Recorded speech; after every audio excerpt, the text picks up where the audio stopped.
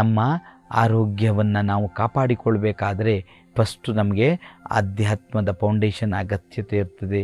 ಮತ್ತು ನಾವು ಪ್ರತಿ ಬಾರಿ ಅತಿಯಾದ ಖಾರದ ಪದಾರ್ಥಗಳನ್ನೇ ತಿನ್ನಬಾರ್ದು, ಅತಿಯಾದ ಎಣ್ಣೆಯ ಪದಾರ್ಥಗಳನ್ನೇ ತಿನ್ನಬಾರ್ದು, ಅತಿಯಾದ ಸಿಹಿ ಪದಾರ್ಥಗಳನ್ನೇ ತಿನ್ನೋದಲ್ಲ. ಸ್ವಲ್ಪ ನಮ್ಗೆ ಬ್ಯಾಲೆನ್ಸ್ ಮಾಡ್ಕೊಳ್ಬೇಕು. ನಾವು ಎಳನೀರುಗಳನ್ನು ಜಾಸ್ತಿ ಕುಡಿಬೇಕು. ತೆಂಗಿನ ಎಳೆನೀರುಗಳು ಬರ್ತದಲ್ವ, ಅದನ್ನು ಜಾಸ್ತಿ ಕುಡಿಬೇಕು. ಹೆಸರು, ನಾವು ಹೆಸರನ್ನು ಸರಿಯಾಗಿ ಹುರಿದು ಅದನ್ನು ಪೌಡರ್ ಮಾಡಿ ಬೆಲ್ಲಗಳನ್ನು ಹಾಕಿ ಅಥವಾ ಸ್ವಲ್ಪ ಸಿಹಿಗೆ ಎಷ್ಟು ಬೇಕಷ್ಟು ಹಾಕಿ ಅದನ್ನು ಕುಡಿಬೇಕು. ಅತಿಯಾದ ಬೇಸಿಗೆ ಸಂದರ್ಭದಲ್ಲಿ ಲಿಂಬು ರಸವನ್ನು ಜಾಸ್ತಿ ಜ್ಯೂಸ್ ಮಾಡಿ ಕುಡಿಬೇಕು. ಬಾಳೆಹಣ್ಣಿನ ರಸಾಯನವನ್ನು ಮಾಡಿ ಕುಡಿಬೇಕು. ಬಾಳೆಹಣ್ಣನ್ನು ನಮ್ಮ ಹಾಲಿನೊಟ್ಟಿಗೆ ಬೆರೆಸಿ ಅದನ್ನು ಮಿಲ್ಕ್ ಶೇಕ್ ಟೈಪ್ ಮಾಡಿ ಸ್ವಲ್ಪ ಕುಡಿಬೇಕು. ಅದೆಲ್ಲ ಕುಡಿಬೇಕು. ನಾವು ಈ ಶರೀರಕ್ಕೆ ಎಷ್ಟು ನಾವು ಫುಡ್ಗಳನ್ನು ತಿಂತೀವಲ್ಲ ಅಷ್ಟೇ ಸಮಾನವಾದ ಜ್ಯೂಸ್ಗಳನ್ನು ಕುಡಿಬೇಕು. ಯಾವುದೇ ಜ್ಯೂಸ್ ಇದ್ದಿರ್ಬೋದು, ರಾಗಿ ಜ್ಯೂಸ್ ಕುಡಿಬೋದು, ಎಳ್ಳು ನೀರು ಜ್ಯೂಸ್ ಬರ್ತದೆ, ಎಳ್ಳು ಜ್ಯೂಸ್ ಅದನ್ನು ಕುಡಿಬೋದು. ಮತ್ತು ಜಾಸ್ತಿಯಾಗಿ ಕರ್ಗುಂಜವನ್ನು ತಿಂದರೆ ಒಳ್ಳೆಯದು. ಕಲ್ಲಂಗಡಿ ಹಣ್ಣಿದೆಯಲ್ಲ, ಅದರ ಜ್ಯೂಸನ್ನು ಜಾಸ್ತಿ ಕುಡಿದ್ರೂ ಒಳ್ಳೆಯದು, ಅದನ್ನು ಹಣ್ಣನ್ನು ತಿಂದರೂ ಒಳ್ಳೆಯದು. ಕಲ್ಲಂಗಡಿ ಹಣ್ಣು ಒಳ್ಳೆಯದು, ಆರೋಗ್ಯ ತುಂಬ ತಂಪನೆ ಇರ್ತದೆ. ಬದುಕನ್ನು ಕಟ್ಟಿಕೊಳ್ಳುವಾಗೆ ಆರೋಗ್ಯವನ್ನು ಕಟ್ಟಿಕೊಳ್ಬೇಕು. ತಿನ್ನುವ ಪದಾರ್ಥಗಳನ್ನು ನಾವು ಹಾಗೆ ಇರಬೇಕು. ನೀವೆಲ್ಲ ಟೂರ್ಗೆಲ್ಲ ಹೋದಾಗ ಎಲ್ಲ ಹೋಟೆಲ್ಗಳನ್ನೇ ಆವರಿಸಿಕೊಂಡು ಅಲ್ಲಿ ಆವರಿಸಿಕೊಂಡು ಇಲ್ಲಿ ತಿಂದು ನಮ್ಮ ಹೊಟ್ಟೆಯನ್ನು ಹಾಳು ಮಾಡ್ಕೊಳ್ಳೋದಲ್ಲ, ನಾವೇ ಫುಡ್ಡನ್ನು ತಯಾರು ಮಾಡ್ಕೊಳ್ಳೋದಕ್ಕೆ ಅಭ್ಯಾಸವನ್ನು ಮಾಡ್ಕೊಳ್ಬೇಕು. ನಾವೇ ಆಹಾರವನ್ನು ತಯಾರು ಮಾಡ್ಕೊಳ್ಳೋಕೆ ಅಭ್ಯಾಸ ಮಾಡಬೇಕು. ಜರ್ನಿಗೆಲ್ಲ ಹೋದಾಗ ಆದಷ್ಟು ಆಹಾರವನ್ನು ನಾವೇ ಪ್ಯಾಕ್ ಸಿಸ್ಟಮ್ ಮಾಡಬೇಕು. ಉದಾಹರಣೆ, ಬೆಳಗ್ಗಿಂದ ಸಂಜೆವರೆಗೆ ಒಂದು ಜರ್ನಿ ಇದ್ದರೆ ನಾವು ಬೆಳಗ್ಗೆ ಸ್ವಲ್ಪ ಪ್ರಿಪರೇಷನ್ ಆದರೆ ಮಧ್ಯಾಹ್ನ ಸಂಜೆಗೆ ನಾವೇ ಭೋಜನವನ್ನು ಸೆಟ್ ಮಾಡ್ಕೊಂಡು ಹೋಗ್ಬೋದು. ಒಂದು 10 ಚಪಾತಿಯನ್ನು ಮಾಡಿಕೊಂಡು ಒಂದು ಪಲ್ಯವನ್ನು ಮಾಡಿಕೊಂಡ್ರೆ ಸಾಕಾಗ್ತದೆ. ಅಥವಾ ಸ್ವಲ್ಪ ರೈಸನ್ನು ಮಾಡಿ ಮೊಸರನ್ನು ಬೆರೆಸಿ, ಅದು ಏನು ಹಾಳಾಗಲ್ಲ, ಅದನ್ನು ಕೂಡ ನಾವು ಟ್ರಾವೆಲಲ್ಲಿ ತಗೊಳ್ಬೋದು.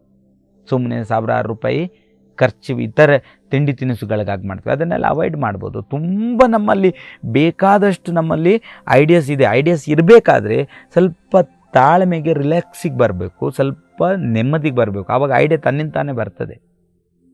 ಪೇರಳೆ ಗಿಡವನ್ನು ಹಾಕಿ ಮನೆ ಹತ್ರ ಪೇರಳೆ ಹಣ್ಣನ್ನು ತಿನ್ನಿ, ಅದು ಎಷ್ಟೊಂದು ಒಳ್ಳೆಯ ಹಣ್ಣು, ಎಷ್ಟೊಂದು ಆರೋಗ್ಯಯುತವಾದ ಹಣ್ಣು ಪೇರಳೆ ಹಣ್ಣು. ಈ ಹಸಿಮೆಣಸುಗಳನ್ನೆಲ್ಲ ನಾವೇ ನಮ್ಮ ಸಣ್ಣ ಜಾಗದಲ್ಲೇ ನಾವೇ ಬೆಳೆಸ್ಕೊಳ್ಬೋದು. ಕೆಲವೊಂದು ತರಕಾರಿಗಳನ್ನು ನಾವೇ, ಬೆಂಡೆಕಾಯಿಯಂತಹ, ಗುಂಬಳಕಾಯಿಯಂತಹ, ಸೌತೆಕಾಯಿಯನ್ನು ನಾವೇ ಮನೆಯಲ್ಲೇ ಬಳಸ್ಕೊಳ್ಬೋದು. ಅದನ್ನೆಲ್ಲ ಅದಕ್ಕೆಲ್ಲ ನಮ್ಮ ಮನೆಗೆ ಎಷ್ಟು ಬೇಕಾಗ್ತದೆ.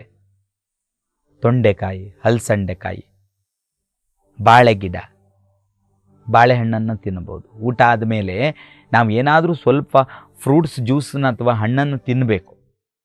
ಏನು ನಾವು ಊಟವನ್ನು ಮಾಡಿರ್ತೀವಲ್ವ, ಅದು ಜೀರ್ಣಕ್ರಿಯೆ ಆಗಲಿಕ್ಕೆ ಸ್ವಲ್ಪ ಫ್ರೂಟ್ಸ್ ಮತ್ತು ಹಣ್ಣಿನ ರಸವನ್ನು ಸೇವನೆ ಮಾಡಿದರೆ ಅದು ಬೇಗ ನಮಗೆ ಜೀರ್ಣಶಕ್ತಿಯನ್ನು ಕೊಡ್ತದೆ. ಖಾಲಿ ಊಟ ಮಾಡೋದು, ನೀರು ಕುಡಿಯೋದಲ್ಲ, ಅದರ ಜೊತೆಯಲ್ಲಿ ಯಾವುದಾದ್ರೂ ಒಂದು ಫ್ರೂಟ್ ಜ್ಯೂಸನ್ನು ಇಟ್ಕೊಳ್ಳಿ ನೋಡಿ, ಬೇಗ ಖುಷಿ ಆಗ್ತದೆ ಮತ್ತು ಬೇಗ ಹೊಟ್ಟೆ ಪೇಯ್ನ್ ಬರಲ್ಲ. ಈ ಅತಿಯಾದ ಖಾರದ ಪದಾರ್ಥಗಳನ್ನೇ ಸೇವನೆ ಮಾಡೋದಲ್ಲ, ಸ್ವಲ್ಪ ಗಂಜಿ ಊಟವನ್ನು ಮಾಡಬೇಕು ನಾವು. ಆವಾಗ ಸ್ವಲ್ಪ ಗಂಜಿ ಊಟವನ್ನು ಕೂಡ ಮಾಡಬೇಕು. ಇವೆಲ್ಲ ಆರೋಗ್ಯ ಕೊಡ್ತದೆ. ಕೆಲವರಿಗೆ ಅಭ್ಯಾಸ ಇದೆ, ತಿಂದರೆ ಸಿಹಿ ತಿಂತಾ ಇರೋದಲ್ಲ, ಸಿಹಿಯ ಪ್ರಮಾಣವನ್ನು, ಖಾರದ ಪ್ರಮಾಣವನ್ನು ಬ್ಯಾಲೆನ್ಸ್ ಮಾಡಬೇಕು. ನಮ್ಮ ಪರಿಕರಗಳನ್ನು, ನಮ್ಮ ವ್ಯವಸ್ಥೆಗಳನ್ನು ಸರಿಯಾಗಿ ಇಟ್ಕೊಳ್ಳಿಕ್ಕೆ ಆಹಾರದ ಪದಾರ್ಥಗಳನ್ನು ಸರಿಯಾಗಿ ಉಪಯೋಗಿಸಿಕೊಳ್ಳುವಂತಹದ್ದು ಕೂಡ ನಮ್ಮ ವಿವೇಕಕ್ಕೆ ಬಿಟ್ಟಂಥದ್ದು, ನಮ್ಮ ವಿವೇಕದಲ್ಲಿರುವಂಥದ್ದು. ನಮ್ಮ ವಿವೇಕಗಳಲ್ಲಿ ಆ ರೀತಿ ಇರಬೇಕು. ನಾನು ಭಾನುವಾರ ಇಂಥದ್ದು ತಿನ್ನಬೇಕು, ಸೋಮವಾರ ಹೀಗೆ ತಿನ್ನಬೇಕು. ಒಂದು ವಾರಕ್ಕೆ ಬೇಕಾಗುವಂಥ ಪ್ರಿಪರೇಷನ್ ನಾವೇ ಮಾಡಬೇಕು. ತರಕಾರಿಯನ್ನು, ಒಳ್ಳೆ ಮೌಲ್ಯಯುತ ಆಹಾರಗಳನ್ನು ರೆಡಿ ಮಾಡಿಕೊಳ್ಳುವಂಥ ವ್ಯವಸ್ಥೆ ನಾವೇ ಮಾಡಬೇಕು. ಇದಕ್ಕೆಲ್ಲ ಏನಿಲ್ಲ, ಮೊಬೈಲ್ ತೆಗೆದು ಸೈಡಿಗೆ ಬೆಚ್ಚಿದ್ರೆ ಆಯಿತು ಅಷ್ಟೇ. ಮೊಬೈಲ್ ಹಿಡ್ಕೊಂಡು ನಾವು ಸುಮ್ಮನೆ ಸಮಯವನ್ನು ಹಾಳು ಮಾಡೋದಲ್ಲ, ಒಳ್ಳೆಯದಕ್ಕೆ ಮೊಬೈಲ್ ಯೂಸ್ ಮಾಡೋದು, ಒಳ್ಳೆಯದು ಕೆಲಸ ಆದಮೇಲೆ ಮೊಬೈಲನ್ನು ಸೈಡಿಗೆ ಬೆಚ್ಚೋದು. ಇದಕ್ಕೆ ಪ್ರಿಪರೇಷನ್ ಮಾಡಿ, ಅಡುಗೆ ತಯಾರಿಕೆಗೆ ಪ್ರಿಪರೇಷನ್ ಮಾಡಿ. ಹಣ ಉಳಿತದೆ, ಸಮಯ ಉಳಿತದೆ, ಆರೋಗ್ಯ ವೃದ್ಧಿಸ್ತದೆ. ದವಸ ಧಾನ್ಯಗಳು, ಒಳ್ಳೊಳ್ಳೆಯ ದವಸ ಧಾನ್ಯಗಳನ್ನು ಹುರಿದು ತಿನ್ನುವುದರಿಂದ ಆರೋಗ್ಯ ವೃದ್ಧಿಸ್ತದೆ. ನಾವೇ ಮಾಡ್ಕೊಳ್ಬೋದು. ಚುರುಮುರಿಯನ್ನು ನಾವೇ ಮಾಡ್ಕೊಳ್ಬೋದು. ಮುಂಡಕ್ಕಿಯನ್ನು ನಾವೇ ಮನೆಯಲ್ಲಿ ತಂದು ಎಲ್ಲವನ್ನು ಹಾಕಿ ಅದಕ್ಕೆ ಕಟ್ಟಮಿಟ್ಟ ಆಗಬೇಕು. ಕಟ್ಟಮಿಟ್ಟ ಆಗಬೇಕಂದ್ರೆ ಈಸಿ ಇದೆ. ಬೆಲ್ಲವನ್ನು ಚೆನ್ನಾಗಿ ಕಾಯಿಸಿ ಹುಳಿ ಹಾಕಿ, ಹುಳಿಯನ್ನು ಅದಕ್ಕೆ ಮಿಕ್ಸ್ ಮಾಡಿ ಅಲ್ಲೇ ಕಟ್ಟಮಿಟ್ಟ ರೆಡಿ ಆಯಿತು. ಅದಕ್ಕೇನು ಕೆಮಿಕಲ್ ತರಬೇಕಂತೇನಿಲ್ಲ. ಟೊಮೊಟೊವನ್ನು ಚೆನ್ನಾಗಿ ಕೊಚ್ಚಿ ಹುರಿರಿ, ಸ್ವಲ್ಪ ನೀರು ಹಾಕಿ ಅದನ್ನು ಬೇಯಿಸ್ತಾ ಅದನ್ನು ಇದು ಮಾಡಿ, ಒಳ್ಳೆ ನಿಮಗೆ ಸಾಸ್ ಆಗ್ತದೆ. ಮುಳ್ಳು ಸೌತೆಕಾಯಿಯನ್ನು ಕೊಚ್ಚಿ ತಿನ್ನಿ, ಹಸುವೆ ಆಯಿತು ನಿಮಗೆ. ಈಗ ಏನು ಸಿಕ್ಕಲ್ಲ, ಫುಡ್ ಇಲ್ಲ, ಏನಿಲ್ಲ, ಸರಿ ಕ್ಯಾರೆಟ್ ಮತ್ತು ಮುಳ್ಳು ಸೌತೆಕಾಯಿಯನ್ನು ಪೀಸ್ ಮಾಡಿ ಇಟ್ಕೊಳ್ಳಿ, ಒಂದು ಮನೆಯಲ್ಲಿ ಇಟ್ಕೊಳ್ಳಿ, ಸ್ವಲ್ಪ ಅದನ್ನೇ ಕಟ್ ಮಾಡಿ ತಿನ್ನಿ. ಆ ಹಸುವಿಗೆ ಅದು ಎಷ್ಟು ಚೆನ್ನಾಗಿರ್ತದೆ, ಎಷ್ಟು ಖುಷಿ ಆಗ್ತದೆ ಹೊಟ್ಟೆ. ಅದು ಬಿಟ್ಟುಕೊಂಡು ಅಲ್ಲಿ ಯಾವುದೋ ಹಳಸಲನ್ನು ತಿನ್ನೋದು, ಅಲ್ಲಿ ಯಾವುದೋ ಬೀದಿಯಲ್ಲಿ ಏನೋ ಒಂದು ಮಾಡಿರ್ತಾನೆ, ಅವನು ಎಲ್ಲಿಂದ ನೀರು ತಂದ, ಏನು ಮಾಡ್ದ, ಅದು ಆರೋಗ್ಯ ಇಲಾಖೆಯವರು ಕೇಳಲ್ಲ ಬಿಡಿ, ಅವ್ರಿಗೂ ಅದು ಬೇಕಿಲ್ಲ. ಅವನು ಏನೋ ಮಾಡ್ತಾನೆ, ಅದನ್ನು ತಿಂತಾರೆ ಅವರು. ತಿನ್ನುವಾಗ ಆ ಆಹಾರ ಪದಾರ್ಥಗಳನ್ನು ನಮಗೆ ರೋಗಗಳು ಶುರುವಾಗ್ತದೆ, ನಮ್ಗೆ ಹಸಿವೆ ಆಗ್ತದೆ ಸತ್ಯ. ಅದೇ ಹಸಿವೆಗೆ, ಅದೇ ದುಡ್ಡಿಗೆ ತರಕಾರಿಯಲ್ಲಿ ಹೋಗಿ ಹಸಿ ತರಕಾರಿಗಳನ್ನು ತಂದು ತಿನ್ನಿ. ನಿಮ್ಗೆ ಆರೋಗ್ಯ ಬೇಕು ಅಂತ ಹೇಳಿದ್ರೆ ಮಾತ್ರ ಈ ವಿಚಾರಗಳು, ಇಲ್ಲದಿದ್ದರೆ ಏನೋ ಬಲವಂತ ಇಲ್ಲ. ನಾ ಇಲ್ಲ ಮೆಡಿಸಿನ್ ತಿಂತೀನಿ ಅಂದರೆ ತಿಂದ್ಕೊಳ್ಳಿ, ಏನು ಮಾಡ್ಲಿಕ್ಕೆ ಬರೋದಿಲ್ಲ, ಅವರವರ ಹಣೆಯಲ್ಲಿ ಬರದಂತೆ. ಆರೋಗ್ಯ ಬೇಕಾದರೆ ಅದೇ ಹಣವನ್ನು ನೀವು ತರಕಾರಿಗಳನ್ನು ತನ್ನಿ, ಹಸಿ ತರಕಾರಿಗಳು, ಮುಳ್ಳು ಸೌತೆಕಾಯಿಗಳು, ಕ್ಯಾರೆಟ್ಗಳು. ಅಯ್ಯೋ, ಯಾವುದೋ ರೈತರಿಗೆ ಉಪಯೋಗ ಆಗ್ತದೆ, ರೈತರು ಅದರಿಂದ ಆದಾಯ ಬರ್ತದೆ. ಇದು ಸಾಕಿ ಏನು ಪ್ರಯೋಜನ ಇಲ್ಲ, ರೈತರನ್ನು ಸಾಕೋಣ. ಇದೊಂದು ಫಾರ್ಮುಲಾ ರೈತರನ್ನು ಸಾಕಲಿಕ್ಕೆ. ಅತಿ ಹಸಿವೆ ಆಯಿತು ಸಂಜೆ ಸಂದರ್ಭದಲ್ಲಿ, ಒಳ್ಳೊಳ್ಳೆಯ ಕಚ್ಚಿ ತರಕಾರಿಯನ್ನು ತಿನ್ನೋಣ. ಹಸಿ ತರಕಾರಿ ತಿನ್ನೋದ್ರಿಂದ ಏನಾಗೋದಿಲ್ಲ, ಅಭ್ಯಾಸ ಆದರೆ ಸರಿ, ಎಲ್ಲವೂ ಒಳ್ಳೆಯದಾಗ್ತದೆ ಹೊಟ್ಟೆಗೆ. ನಾವು ಈ ಮಾಂಸಗಳು ಮತ್ತೊಂದು ಬೇರೆ ಬೇರೆ ತಿಂದು ತಿಂದು ತಿಂದು ತಿಂದು ಅಭ್ಯಾಸ ಆಗಿದ್ದೀವಿ, ಹಾಗೆ ಹೋಗ್ತಾ ಇದ್ದೀವಿ. ಹಾಗೆ ಹಸಿ ತರಕಾರಿಗಳನ್ನು ತಿನ್ನುವುದು, ಒಳ್ಳೊಳ್ಳೆಯ ಜ್ಯೂಸ್ಗಳನ್ನು ಕುಡಿಯುವುದು, ಒಳ್ಳೊಳ್ಳೆಯ ಸೊಪ್ಪಿನ ಸಾಂಬಾರುಗಳನ್ನು ಸೇವನೆ ಮಾಡುವುದು, ಇದನ್ನು ಅಭ್ಯಾಸ ಮಾಡ್ಕೊಳ್ಳಿ, ಕನ್ವರ್ಟ್ ಮಾಡ್ಕೊಳ್ಳಿ, ಡೈವರ್ಷನ್ ಮಾಡ್ಕೊಳ್ಳಿ, ಅದು ಡೈವರ್ಟ್ ಮಾಡ್ಕೊಳ್ಳಿ, ಮಾರ್ಗನ ಚೇಂಜ್ ಮಾಡ್ಕೊಳ್ಳಿ. ಆಗ್ತದೆ, ಎಲ್ಲ ಆಗ್ತದೆ. ಮನಸ್ಸು ಮಾಡಬೇಕು. ನಮ್ಗದು ಅಭ್ಯಾಸ ಆಗಿದೆ, ಬಾಯಿ ಚಪಲವೋ ಮತ್ತೊಂದು ನಮ್ಗೆ ಅಭ್ಯಾಸ ಆಗಿಬಿಟ್ಟಿದೆ, ಅದು ಅದೇ ತಿನ್ನಬೇಕು ಅಂತ. ಇಲ್ಲದಿದ್ದರೆ ನಾಲಿಗೆ ಹೊರಡೋದಿಲ್ಲ, ಮತ್ತೆ ನೆನಪು ಮಾಡಿಸ್ತದೆ ಅದು, ಇನ್ನು ಹೋಗು, ಬೇಗ ತಿನ್ನು, ಬೇಗ ತಿನ್ನು ಅನ್ನುತ್ತೆ ಅದು. ನೀವು ಅದನ್ನೇ ನೀವು ಪರಿವರ್ತನೆ ಮಾಡಿಕೊಂಡ್ರೆ ನೋಡಿ, ಪರಿವರ್ತನೆಯಿಂದ ಮಾತ್ರ ಸಾಧ್ಯತೆ ಇದೆ ಆರೋಗ್ಯ ಮತ್ತು ಆಧ್ಯಾತ್ಮಕ್ಕೆ. ನಿಮ್ಮ ಮನ ಪರಿವರ್ತನೆಯನ್ನು ಮಾಡ್ಕೊಳ್ಬೇಕು. 1-2 ದಿವಸ ಮಾಡಿರಿ, ಮತ್ತೆ ಕೇಳೋದಿಲ್ಲ, ಮತ್ತೆ ಓಡ್ತದೆ. ಮತ್ತೊಂದು 2 ದಿವಸ ಅಭ್ಯಾಸ ಮಾಡಿರಿ. ಸ್ವಲ್ಪ ಸಣ್ಣಕ್ಕೆ ಎಲ್ಲ ಕೊಚ್ಚಿ, ಸ್ವಲ್ಪ ಖಾರದ ಪೌಡರು, ಉಪ್ಪನ್ನು, ಸ್ವಲ್ಪ ಲಿಂಬುವನ್ನು ಅದರ ಮೇಲೆ ಹಿಂಡಿ ಸ್ವಲ್ಪ ನೋಡಿ ತಿನ್ನಿ ನೀವೇ ಸ್ಪೂನ್. ನಮ್ಮ ಮನೆಯಲ್ಲೇ ರೆಡಿ ಫುಡ್. ಈ ಸಾಂಬಾರು ಪ್ಯಾಕೆಟ್ ಪೌಡರ್ಗಳನ್ನೆಲ್ಲ ಅಂಗಡಿಯಿಂದೆಲ್ಲ ತರ್ತೀವಿ. ಯಾಕೆ? ಸ್ವಲ್ಪ ಮನೆಯಲ್ಲಿ ಕಷ್ಟಪಡಿ.